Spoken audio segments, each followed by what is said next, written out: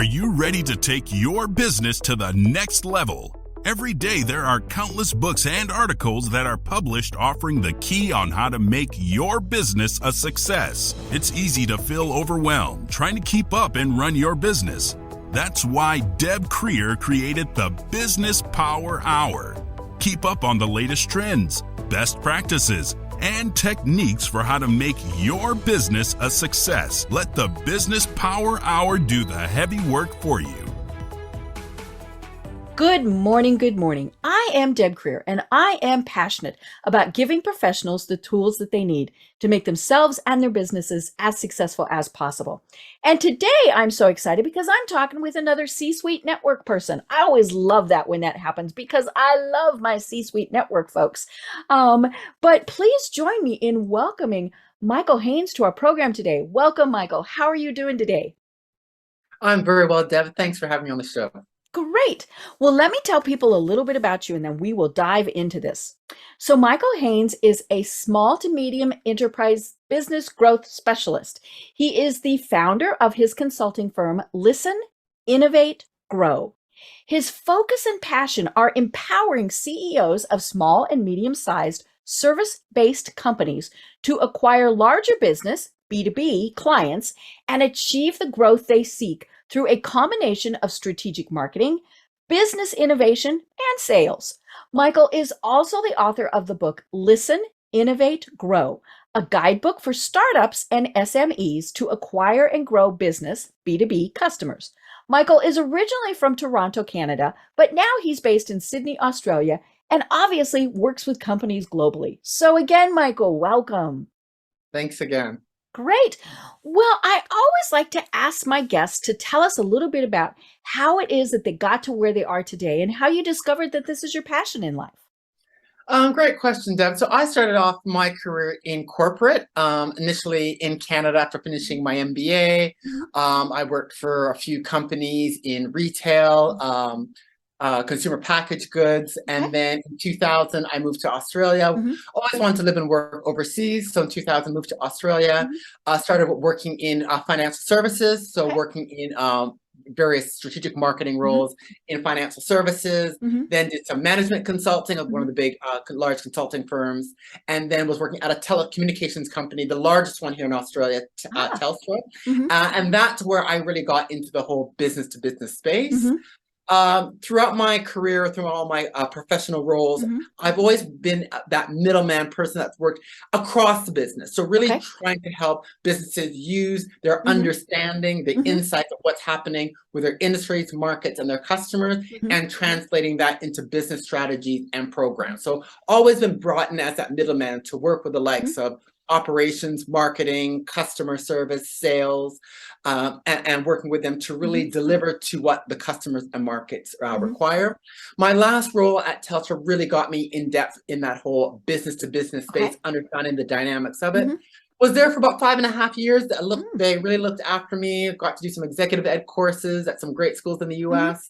And then it came time to either move up the corporate ladder or out. And I couldn't have think, no offense, anything worse than, becoming a senior corporate exec.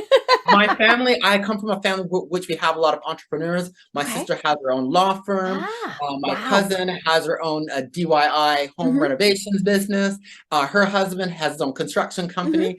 And I've always had a close affinity, hence, to small business. And so I decided in 2010, after spending 4.5 months in South America, volunteering at an after-school program, traveling around South America, to set up my own company and to work with my peeps, where my true passion is working with small and medium businesses.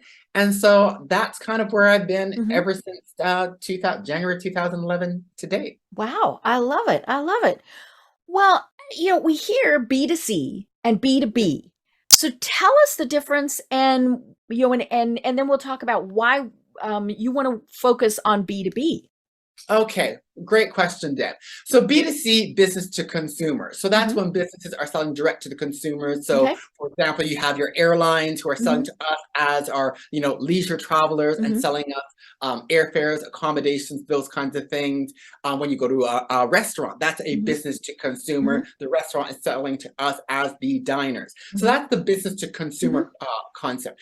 Business to business is when a business sells their products and or services to other businesses. Mhm. That could be an IT technology company Mhm. that is selling managed services, cybersecurity services to other businesses. It could Mhm. be a catering company Mhm. who's selling their catering services and Mhm. providing, lunches and coffees and all of that Mhm. to big corporate clients. Right. It could be a courier company who's Mhm. providing courier delivery services for other businesses. So selling business to business is one Mhm. business selling products and or services Mhm. to another business. Right. The reason why, Deb, I focus on the B2B sector is because for small and medium businesses, B2B for me is the way to be. There is a lot of great opportunities Mhm. if you can land those business customers, particularly those larger customers. Mhm. However, you need to understand the dynamics of selling business to Mhm. business. Because when you're selling business to consumer, the airline is selling you tickets for us to go on vacation, to Mhm. go visit our family. You as the purchaser, you're the decision maker because Mhm. I've decided to purchase from Right. X airline, Mhm. Air Canada, whatever. I'm decision maker, and I'm also the one traveling. Mhm. When you are selling, however, I'll use an IT company, and if let's Mhm. say an IT company is providing consulting services, Mhm. so the IT company is selling into, let's say, one of the banks to provide some IT management services. Mhm. When you are selling the decision makers, there are multiple people that will be Right. Yeah, it's not that involved you in make that. buddies with one person. No, You might there'll have the be wrong multiple person. people now. Mhm. And as you're going into larger organizations, it's not uncommon for there Mhm. to be 5 or 6 people Mhm. in that organization. Someone from IT, someone from finance, someone Mhm. from risk, someone from legal, someone Mhm. from operation. All of those people will Mhm. constitute what we call the buying group, and Mhm. they will have their priorities and objectives and selection criteria. Mhm. So you really have to understand when you're trying to market to and sell into other businesses, you have Mhm. to recognize there are multiple people that you have to be making sure you understand their Mhm. priorities, requirements, and selection Mhm. criteria, and also how they buy, how they Mhm. do their research and decision making, because Mhm. that defines your marketing, your sales strategy, and how you deliver. Right. So very important that you really understand that. Mhm. That being said, Deb, and we can talk about more of that later on, when you are successful and able to get business clients, massive benefits for our small and medium Mhm. folk. Often you're going to have, they can be larger revenues because often Mhm. these folks are purchasing more. Right. They're purchasing more, so you're getting larger revenues, but Mhm. often you will have these clients for quite long periods of Right. time. Because They might do a year's agreement with you as opposed to I'll buy this one thing. Yeah, exactly. So they may start off, for example, to use the IT company again, they might start off with some consulting Mhm. services, which they may have you going on an ongoing basis to provide them service and support. Mhm. But then also, there's often a lot of cross-sell and upsell opportunities Mhm. for you to sell in other products and Mhm. services to that company. So you might start off with the IT consulting services, move on to IT project management. Then Mhm. they might say, we want some of your cybersecurity services. We might want some remote support. So all of a sudden now that one client, as opposed to just giving you, let's say, $40,000 in revenue, Mhm. you're going up to 80, Mhm. 120, and they're getting in these Right. long-term contracts because now if you're delivering well to them, Mhm. they want to keep that business Mhm. as well. So larger revenues, longer term, and Mhm. also in terms of accelerating for growth, momentum tends to breed Mhm. momentum in B2B because if you're doing well, word of mouth is a big criteria Mhm. of how decision makers buy. Mhm. So within your client, that IT firm, the head of that IT company, he's going to have, he or she's going to have colleagues who may be looking for IT services. And that referral will be say, well, yes, try Deb's company. Mhm. So, getting referrals is often a big component. Mhm. And if you do well, a lot of your business will start to come from referrals, which can lead to other clients as Right. well as other Mhm. opportunities to market your business, Mhm. because then you start to become known in your industry, within your markets. You might start getting invited to Mhm. conferences, getting invited on podcasts, being featured in publications. So there's a real growth engine that can really Mhm. happen as well. Hence, B2B can be a really great way to really build and grow your business as a small, medium business Mhm. owner. And Deb, sometimes it only takes one opportunity to start the engine. Right. Momentum breeds momentum. Mhm. Mhm. Well, I loved your book, and I want to talk about why your book and your company are Yeah. named Listen, Innovate, Grow. And it's funny, I put commas in between because we listen, then we innovate, then we grow. But tell us a little bit more about that, and because obviously that's the theme of all of this. But tell us a little more about it. Sure. So I call the book Listen, Innovate, Grow, as well as my company, because listen, innovate, and grow are the three key activities Mhm. that small and medium businesses, I'm going to talk about this. I mean, all businesses need to do it, but let's talk Right. about our people. Mhm. Small, medium businesses, those are the three key activities you need to be doing on an ongoing basis Mhm. to acquire, retain, and grow those business clients that you seek. Mhm. And in terms of the listening, innovating in particular, as well as the growth, but listening and the innovating, there are some specific things you need to be doing Mhm. in a B2B context in order to be successful. And so that's why the book is called that, the company is called that, Mhm. and my underlying framework is the Listen, Mhm. Innovate, Grow framework. Right. And that's when I'm working with Mhm. clients, that's the framework that we use to guide them in terms Mhm. of developing, building their growth Mhm. strategy, and really helping them achieve what Right. the senior leaders Mhm. and their teams want to achieve. Mhm. And Right. so we can just break it down and go through each of the components Mhm. if you'd like as well. Yeah. Excuse me. Because obviously the first thing is listen. Listening. Yeah. If we don't listen, and it doesn't matter if it's small business, big business, consumer, whoever, if we don't listen to what they need and want, we're clearly going to have difficulties. But what I loved in your book was that you also talk about you have to listen internally to what your employees and staff are saying. So talk more about that. Sure. So in terms of listening, you need to be listening on three levels. So the Okay. first, what you just spoke about, is listening to you. So Mhm. that's really understanding in terms of you as the business owner, the leader, that Mhm. CEO of the company, Mhm. listening to you, listening to your company to understand what is your vision. What are Mhm. your key priorities that you want to be achieving for the business? Mhm. It's about understanding your company, understanding its strengths, its Mhm. core capabilities. Where are you having success? Where are you having the wins in terms of the kinds of clients that you serve, the kinds of industries and markets that you operate? Where have you had success? So it's Mhm. really having an understanding of you, the business owner, your vision, your mission, where you want to achieve, where you want the company to go, and understanding your strengths, your core Mhm. competencies, where you're having success. So Mhm. really having a strong understanding on that level. So that's Mhm. listening to you. So that's one component. Mhm. Second component is listening to the market.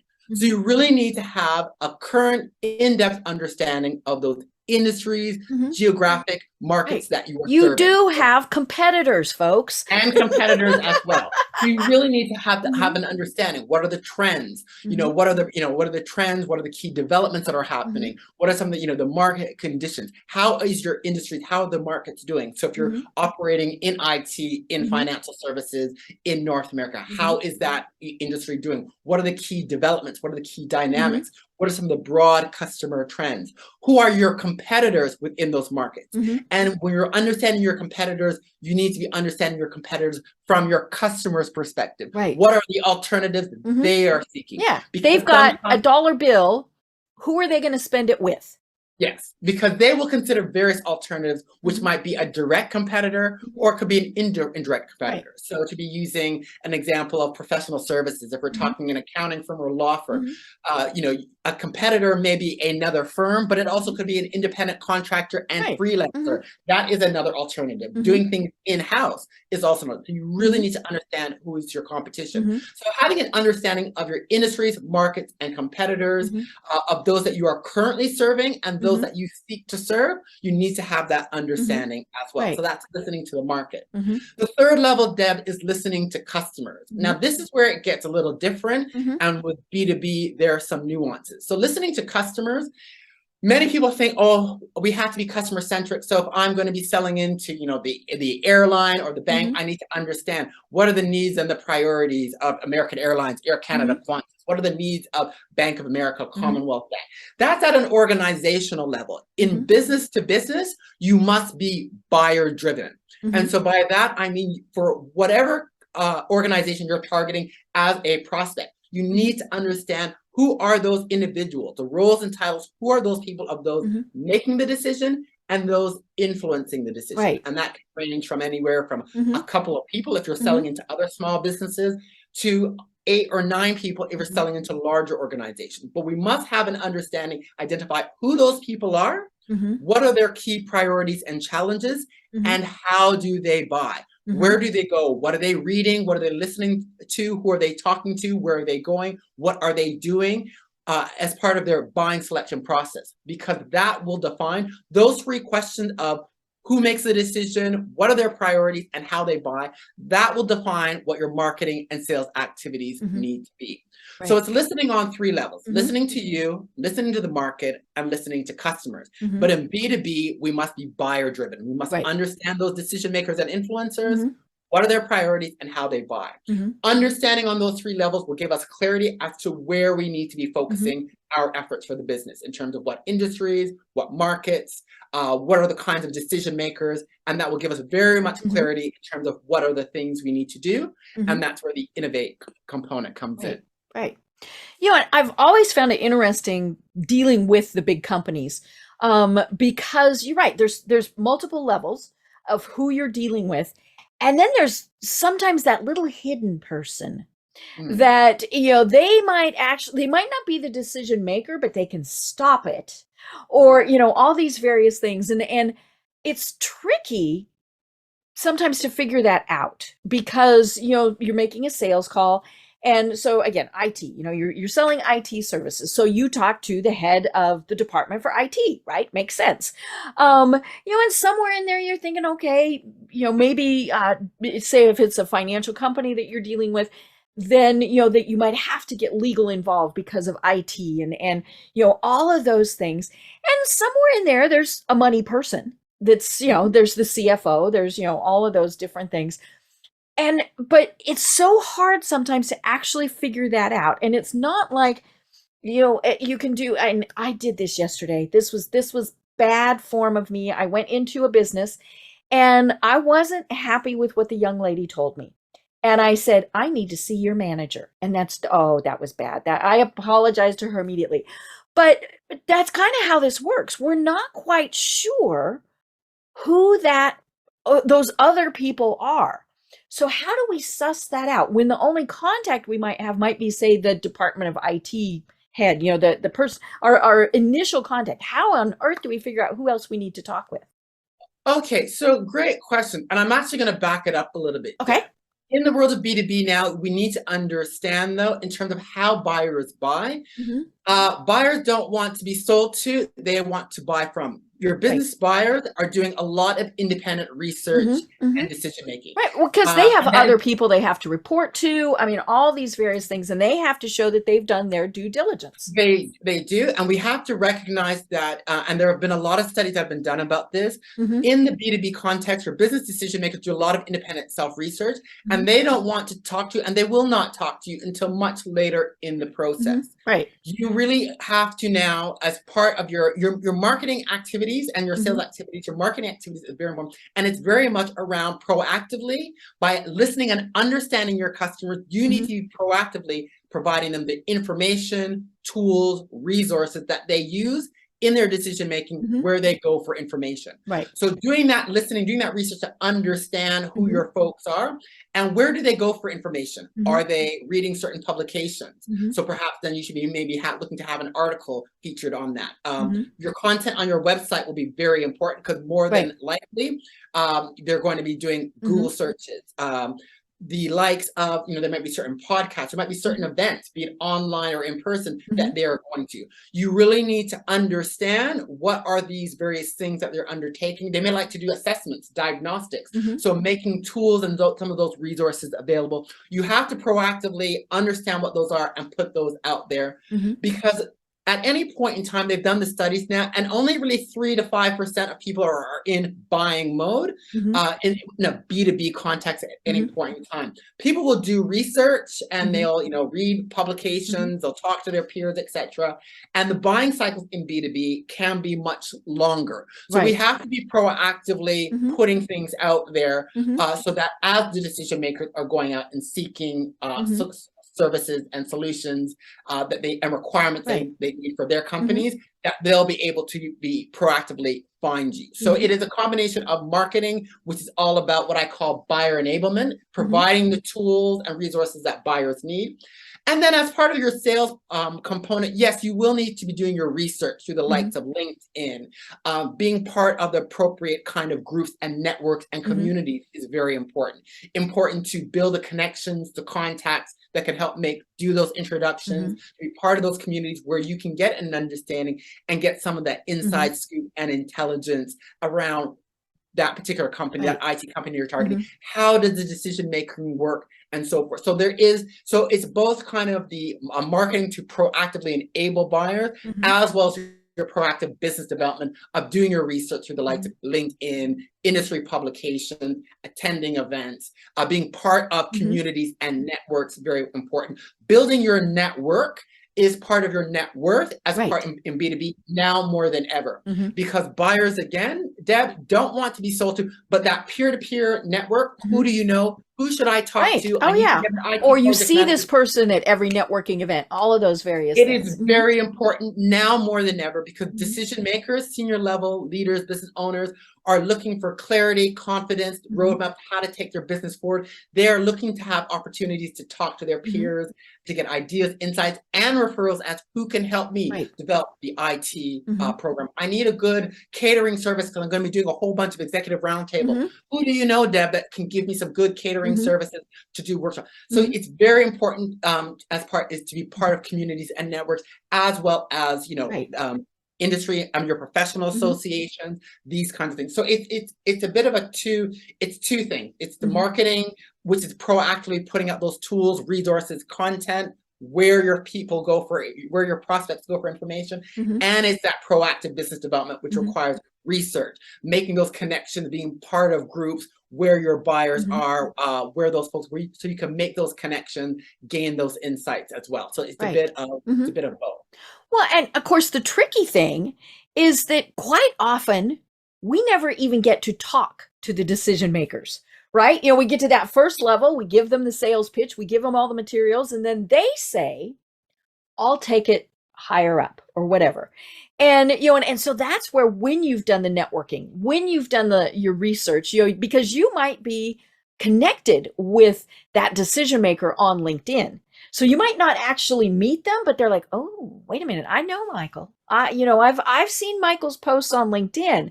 And so that's where it's in. And I've been there and done that, where you never actually get to talk to that decision maker, or maybe not initially. They might narrow it down to say 2 or 3. Then they're going to talk to you.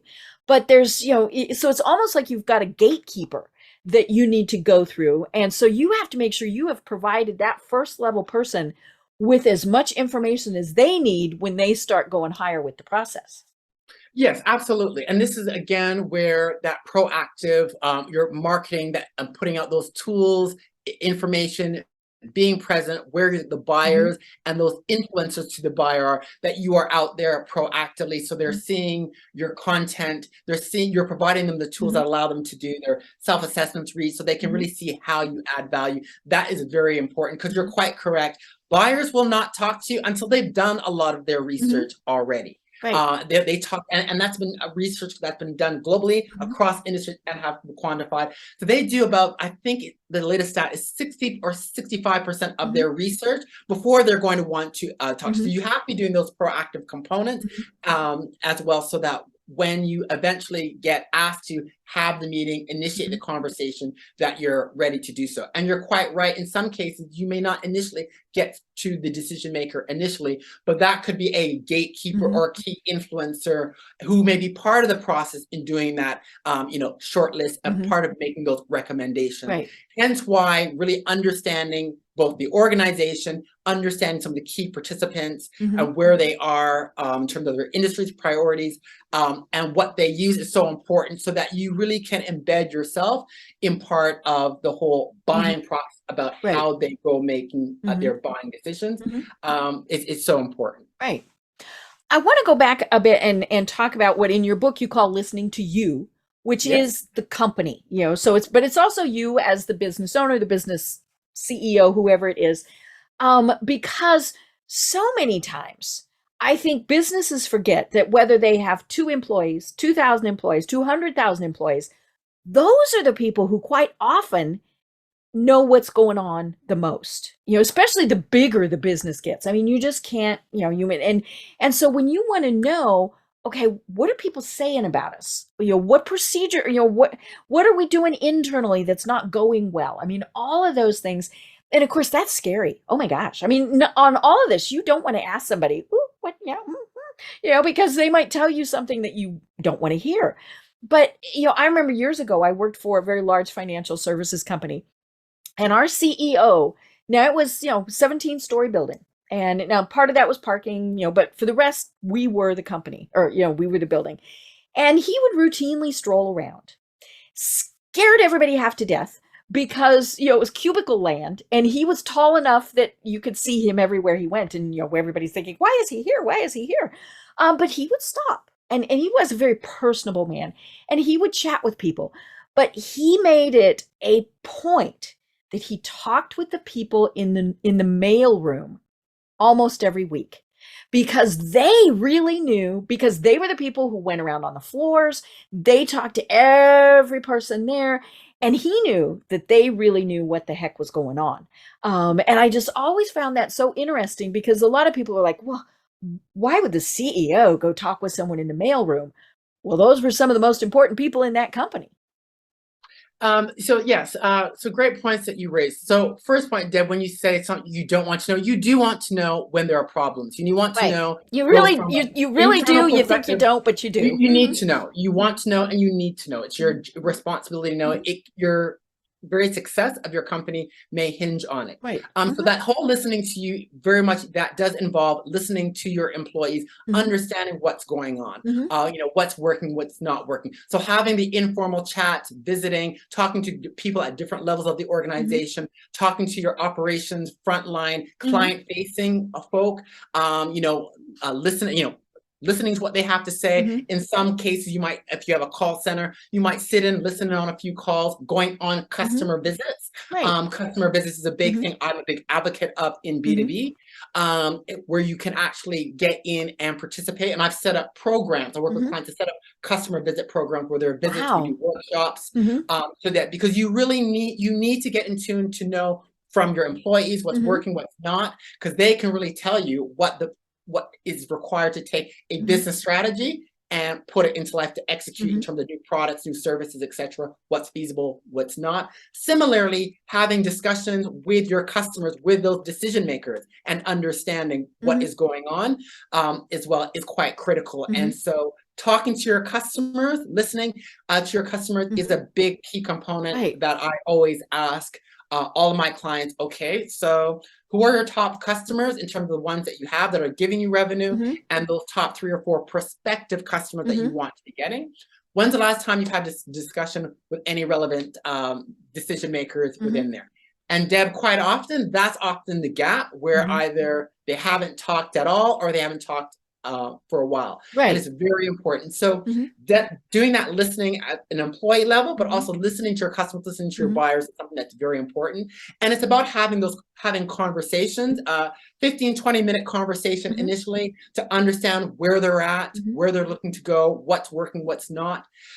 Even just having a 15-20-minute as an initial conversation. I work with clients where we'll do more in-depth interviews or workshops with more of the team, but even that initial with a decision maker, that 15-20-minute conversation and asking them some key questions around some of those areas, you will uncover opportunities in terms of where things need to be fixed, opportunities to provide new products or services or service improvements. So doing that listening across your customer base and recording those conversations and sharing that information back with your teams so you can say the so what's next, what it means for your business is so important. And that is part of the foundation of listening, which is going to give you that clarity. That listening to your customer through those conversations combined with doing some research around understanding your markets will give you clarity on where the opportunities are, what you need to be focusing on. Right. Really quickly, in terms of listening to the market, people often think, oh, that's so expensive. I've got to hire a market research company. No, you don't. First port of call, it's about spending a bit of time and doing some research. Right. Some Hello, online you can Google it. Yeah, you can Google. But very important. And where to start? The Mhm. Industry and Professional Association. Right. Great place to start. Go onto the website of the Industry and Professional Association, because that will be the repository where quite often they will have all of the reports and white papers of what's going on, webinars. They'll often have events, which is great in terms of you're going to be able to get an understanding of what's going on in the market. It could be an opportunity to make some connections. So your Industry and Professional Association is a great starting point, because they often have the publications, etc. I advise many of my clients, you should be members of some of your Industry and Professional Association for some of your key markets. That is a great starting point right there. Relevant industry publications as well. Third one will be consulting firm reports. A lot of the big consulting firms, if you go onto their websites, the Bains, the McKinseys, the Accenture, they will have research and insight section on their website. A lot of free reports, white papers that will tell you what's going on. Right. So a bit of doing some of that online research, starting off with your industry publications, industry and professional associations, great starting point to do that research to build your understanding of the market. Right. So those are some easy, practical, but very effective ways to give you that understanding of that listening, which will give you that clarity and focus of what industries, markets, customers, and decision makers you need to be focusing on, which will give you the way to move forward, which is where innovation comes in. Right. There was something quick I want to go back to in the listening part. In your book, you talk about if you can find the customer who never ever would buy from you and ask them, why would you never ever buy from us? Now, of course, that's pretty tricky to even be able to find those, but I love that concept because that's where you might really find some of those hidden gems.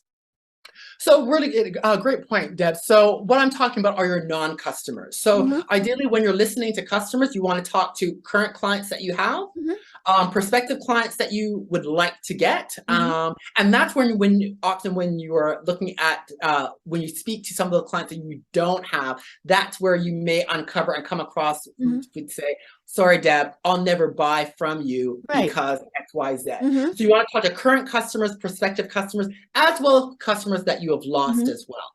Because by talking to your non-customers, either ones you want to have, those prospects, or ones that you've lost, you may uncover things that you are not doing, areas of improvement, etc., other things that you need to be considering that you won't uncover those insights, those key factors, considerations.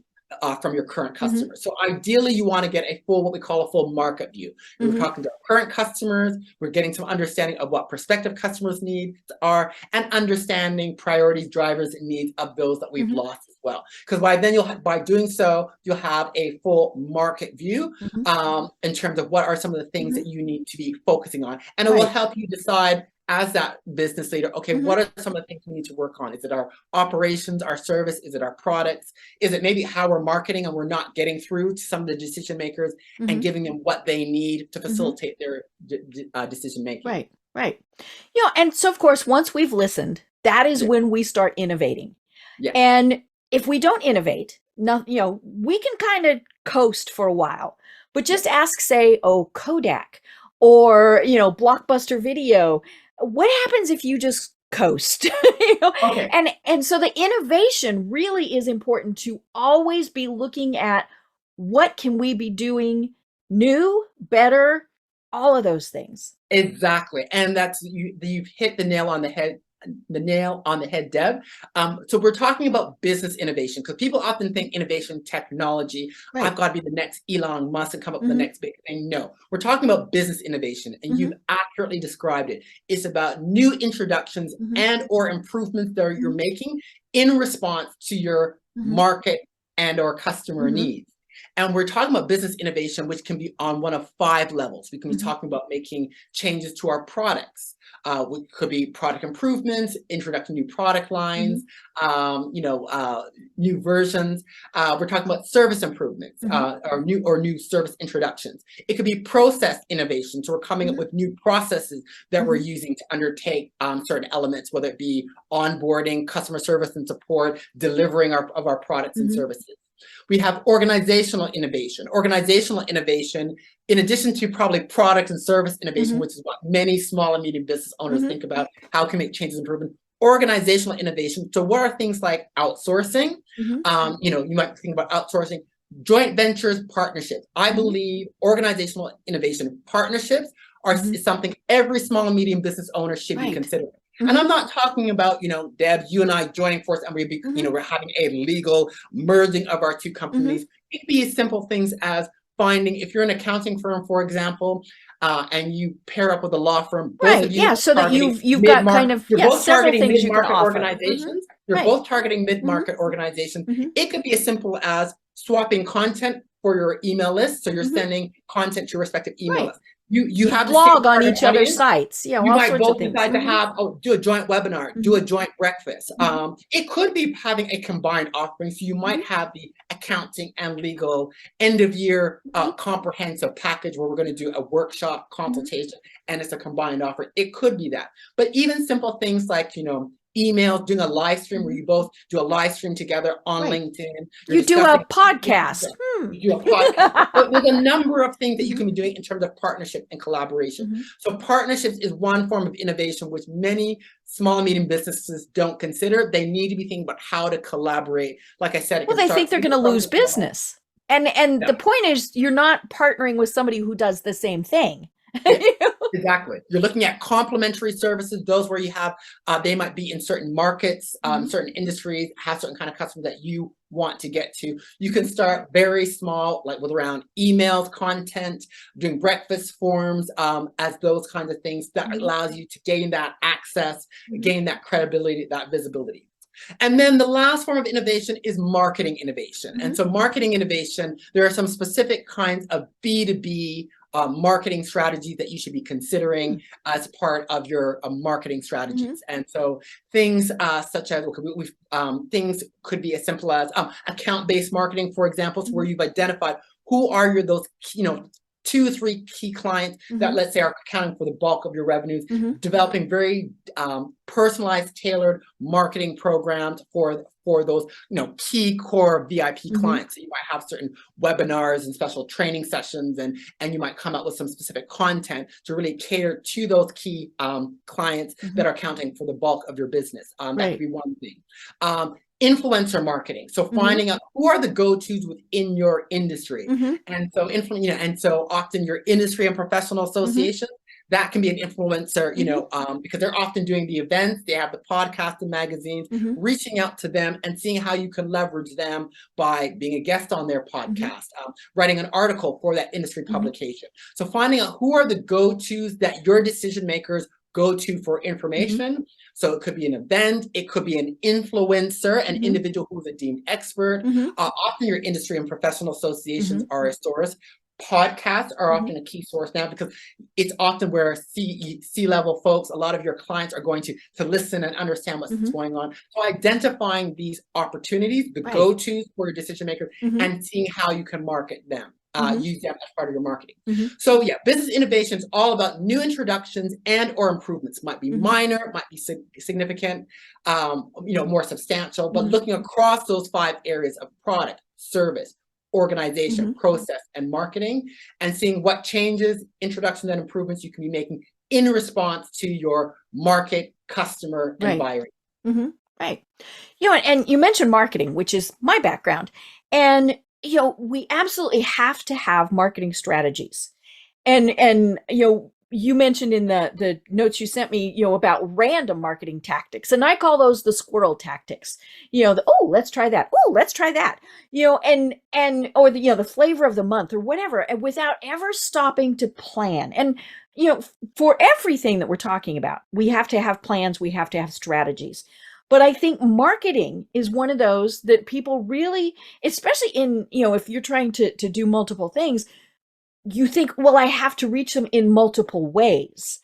And it really doesn't, it might be that, a well-targeted white paper placement and ad in, say, an industry publication is going to hit every person you're talking to, as opposed to, well, I'm going to do this and this and this and this and this.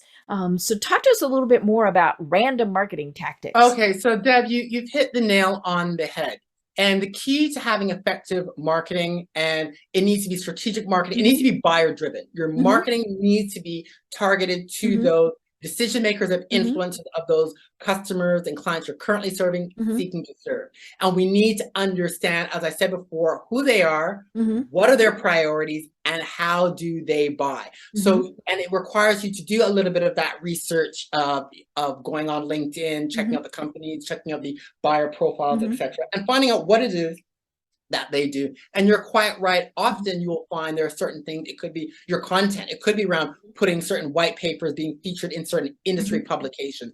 There could be certain key events that they go to. So perhaps you want to try and get an opportunity to be a guest speaker, what have you. They may be doing a lot of independent online research. So having content, your videos, your articles, your white papers on your website, and making sure that your website has search engine optimization with the keywords that buyers use. So again, it's by listening and having that understanding of your buyers that you'll understand what are some of the key, where you need to be focused in terms of what you need to be doing. Because there's too much spray and pray where everyone's trying to do everything. Social media is great, but it's not necessarily where you need to be in terms of getting through to your buyer. I love LinkedIn, but you need to do your research to really understand what makes sense for you. I've been talking to a lot of CEOs of small, medium-sized businesses, and a number of them, you mentioned LinkedIn, and there's a whole bunch of expletives they'll use, which I will not repeat, because they're tired of, while LinkedIn is great, there's also a lot of show up and throw up. And so there are a number of senior level folks, business owners, who are not spending any time on LinkedIn. So when you go on LinkedIn Sales Navigator, no activity in the next 90 days. They're using other sources. So you need to be thinking about what's relevant. So again, the likes of your industry and professional associations, online communities, forums. These are some of the things that are increasingly becoming part of what buyers are doing. Doing that online research as well is something that they're doing as well. So you need to do your research to really understand what makes sense. I'm not saying social media doesn't have a place. With many of my clients, I will have them focus on some other areas. One of my clients is a project management company here in Australia. We're doing a lot of focus now around white papers, being featured in industry publication, and leveraging that content to conduct workshops and forums. And then we will rinse and recycle, and we throw it on LinkedIn as well, and do the right hashtag. But our focus is really around that core white paper content, being into the right industry publications and the right events to get that visibility in front of that C-suite of the particular audience and industries that they're targeting. So you're very right. It's to really understand what makes sense for your particular buyers. It's about being buyer driven. Deb, I can't emphasize that enough. And it's I tell people, especially with the pertaining to social media, we think, ew, Instagram, Facebook, especially if you're a senior executive, you don't have time for that. Or, you're only doing it to connect on a personal level, things like that. And I remind people, there are industry specific social media sites, and we, the general public, don't really hear about them because they don't pertain to us. And so that's a great place to get your foot in the door. Even if it's just, like you said, the online chat rooms, things like that, that is a great place to be there. Now, obviously, you always have to be very transparent, very honest. You can't be trying to go incognito. I think we've seen that happen, especially with sometimes, senior executives want to know, what are people saying about me? So I'm going to set up a fake account on, say, Twitter or whatever. And that lasts for a little bit. But then when people figure out who it is, oh, no, bad. And because, the goal is obviously to build relationships. And if you build that relationship on faults, then there it goes. Absolutely. And so again, I'm really big on, with my clients, focusing on that, having them focus on, what makes sense for your industry, where your buyers are at, and let's be doing the kinds of meaningful, strategic, buyer-driven activities to get the visibility, to build those connections, to really enable those buyers as part of their buying process. So let's focus on what makes sense and put our emphasis there. And it will be different for different industries. For some, yes, social media needs to have a big role. I had a client a year and a half ago that worked in the engineering space in a very specialized area pertaining to urban transport, for which we focused very much in terms of very niche niche industry groups, very Right. niche publications, because they were getting into a very sophisticated, very dialed in area about urban transport. So therefore, a lot of these other activities made no sense because that's where their decision makers are, and was very tight, very focused. So it all depends by what your buyers are doing. And if they're visible on social media, certain platforms, TikTok, etc., then it may make sense for you to be there. But again, to use the engineering consulting firm, that niche firm that I worked with just over a year ago, we went highly targeted, even more so than the project management consulting firm that I'm working with, because they were so niche, and their decision makers was a very small universe, and they use very limited sources. So you really focus based on what your decision makers are doing and where they are at. Right. And the key is, of course, you obviously have to know who you're trying to reach, but to always remember that it is quality versus quantity. And just, for a company saying, oh my gosh, well, we have, 1 million people that follow us on Facebook, but if 1 million people aren't going to buy from you, then, but if you focus that same effort on a white paper that you had in various places and hit those people who really need to read it. There's a book by Mark Schaefer called Known. It's about getting known. I have Mark's book. Yes. And he talks about the fact that, there was a person he was dealing with who was kind of, bemoaning the fact that she didn't have a lot of social media followers and all of those things. And like very, very small numbers. And when he started asking, when she sent her blog out, it went to 5 people. 5. But those 5 people were a majority of her business. Now, could she expand? Sure. But, if she had expanded to, say, 500, if most of those people weren't ever going to do anything with her, then she just wasted her time.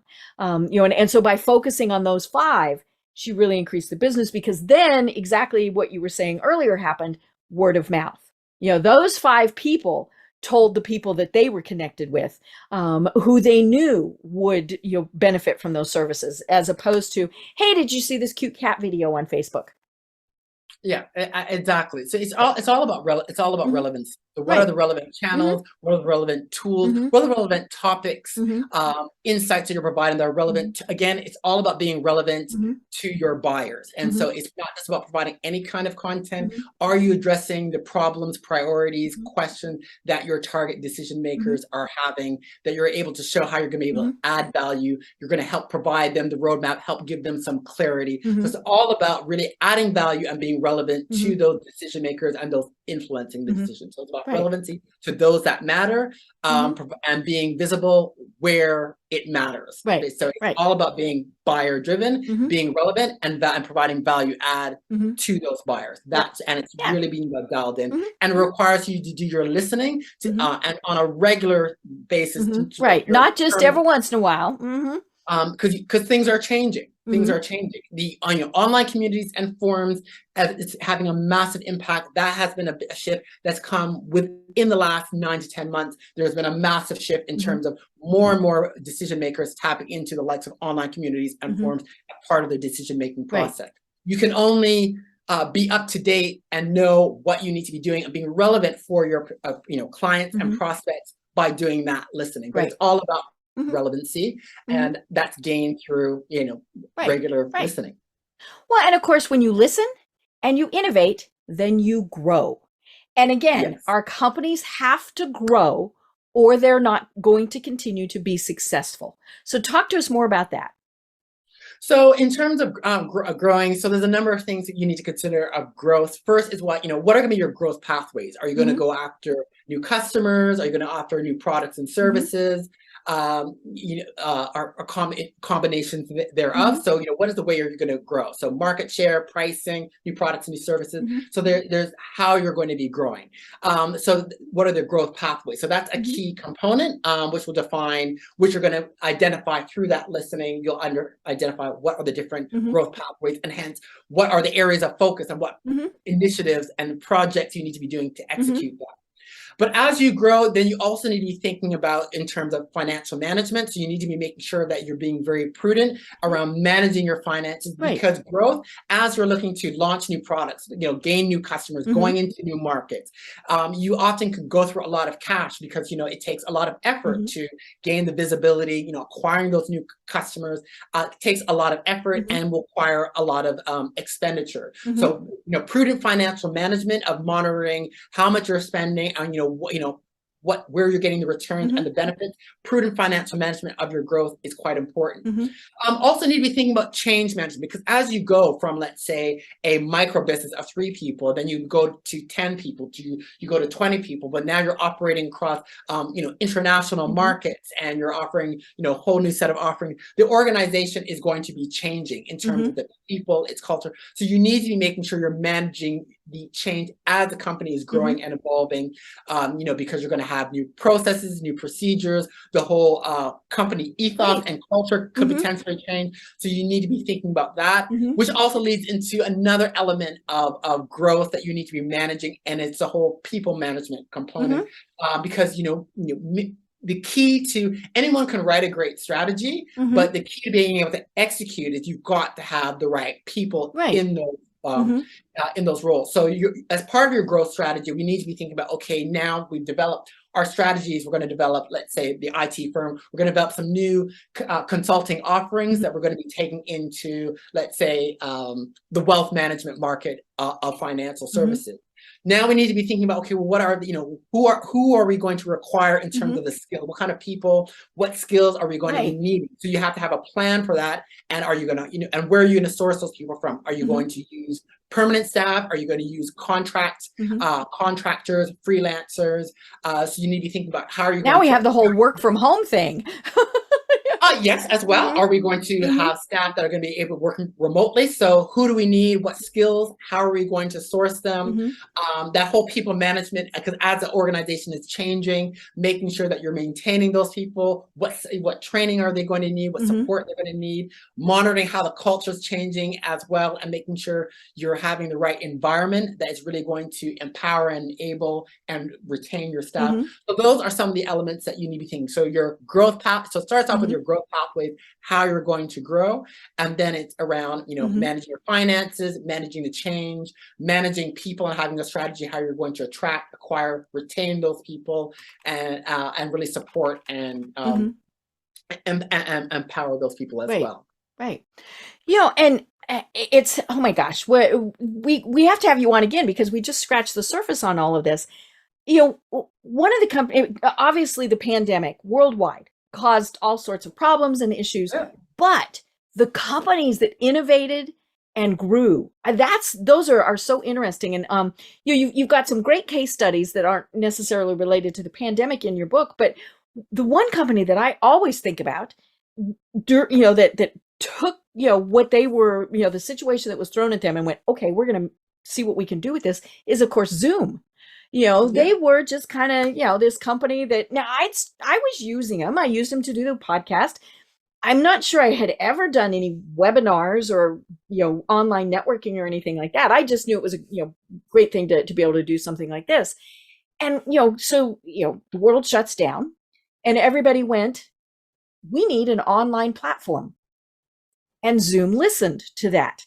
And they listened to what they needed. And I think one of the biggest things that they listened to were schools, where they said, we have got to have this for our kids and we can't pay for it. And so when Zoom said, schools get to use this for free, that had to be one of the biggest flashes of, and of course, sometimes that's what you have to do, is you have to give your stuff away. But then all these adults went, well, if my kids are using it, maybe I should be using it too. And, and then they have continued to listen as we've come out of the pandemic, and people have said, okay, well, how can we, we're still working remotely. How can we add features? What can you do? And it's just been fascinating to see how Zoom has grown, especially when platforms like Skype, which is, part of Microsoft, didn't embrace this. I mean, it's really been surprising to me, but Zoom has been just so fun to watch, to see. Now, did they have growing pains? Yes. But it was something where they really took this situation and went, what can we do to make it better for people. And by making it better for people, we're going to make more money, because you're right. We have to do that. Yeah, so that whole listening and being responsive in real time is very important. When I'm working with my clients, so we will have our annual planning session to plan out for the year, but we have what I call quarterly review and reset sessions. So every quarter, we will go on and we will meet and we will review to see how the business is performing. We'll look at the business metrics, what's happening in the market, what have they had in terms of customers, because building into customer listening mechanisms, so having, Zoom chat workshops with our customers, built that in with a number of clients. What is the latest learnings, what's happening, going on, and we take those learnings, because you will iterate. We no longer just do the once a year big strategy planning session and make all of our implementation change. Right. It has to be done, because quite often things can happen quite quickly in the market.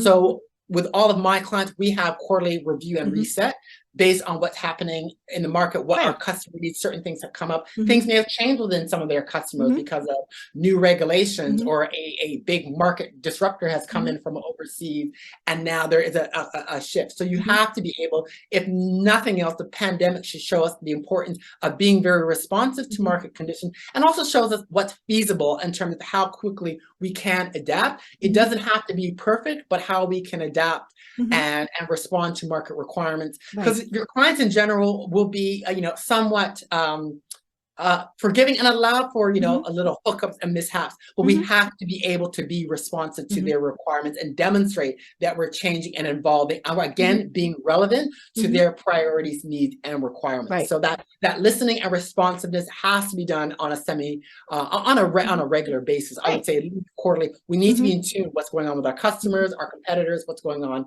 with the market. Right. Well, oh my gosh, Michael, like I said, we have to do this again, because we just scratched the surface on this.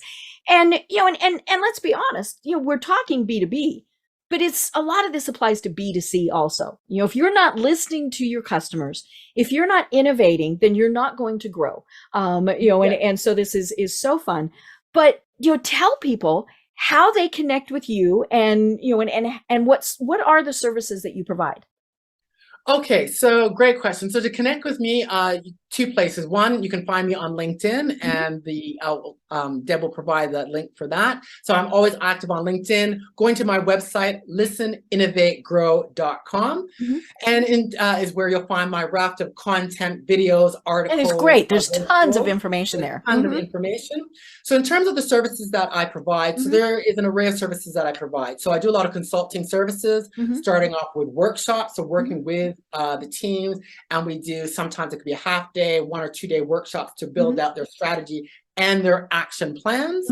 So I do workshops, I do ongoing consulting with clients, where working with them to develop the plans, and then also working with them in terms of implementation. So we will have regular monthly implementation meetings, and we go through quarterly reviews and resets. And then also later this year, I'm going to be launching my SMB B2B community called Legacy, which is going to be a paid membership community aimed at the business owners and C-levels of small, medium-sized businesses. So it's going to be an online community, and we're going to be having a range of various offerings. So it's going to be the Ask Michael Anything sessions. We'll have monthly mastermind huddles. There'll be some various expert lessons. We'll be talking about some of the various elements of listen, innovate, and grow. We're going to have some virtual events, a bit of fun, and it's going to be talking around aspects around B2B strategy and growth, but also other elements that are necessary to be an effective leader and business owner. So I'm going to be having some guest speakers. I'm going to be talking about things like mindset, leadership, talking about some of the current challenges in, talent acquisition and retention. And so the Legacy community, stay tuned for details on that. That will also be available on the website. So consulting services, workshops, consulting services, implementation support, and the Legacy SME B2B community are my core offerings that I provide. And again, all of those details at listeninnovategrow.com. Perfect. And we will have a link to your book in the show notes also. And as I said, it was a great book. Lots of good information in there, again, that pertains to anybody. There's the tips that are in there, and the information is relevant to everyone. And so I encourage folks to check that out. Well, Michael, like I said, this has been so delightful, and I can't wait to do it again, especially because, it's fun talking to another C-suite network member, but you have such great information. Do you have any final thoughts that you want to leave everyone with? I guess my one final thought is that your starting point is to get out there and listen, talk to your customers. All of you will have key customers that either you currently have or those that you seek to have. Get out and have a discussion with them. It doesn't have to be very long. With the decision makers, one of those decision makers or influencers, and have a 15 to 20-minute conversation. Find out where they're at, where they're looking to go, what are some of their key priorities and challenges, and what's needed. And just having a quick conversation from there and documenting it, whether recording with your phone or old school writing, and take it back to your teams, that will give you some insights. I guarantee you'll come up with at least a couple of insights that will help you move forward in terms of what you need to be doing in 2023 and beyond. Perfect. I love it. Well, Michael, I cannot wait to talk with you again. But until then, I'm Deb Creer. I've been talking with Michael Haynes of Listen, Innovate, Grow. And until next time, everyone have a great day. Tune in for our next program for even more trends, best practices, and techniques for how to make your business a success. The Business Power Hour, hosted by Deb Creer, is proud to be part of the C-Suite Network.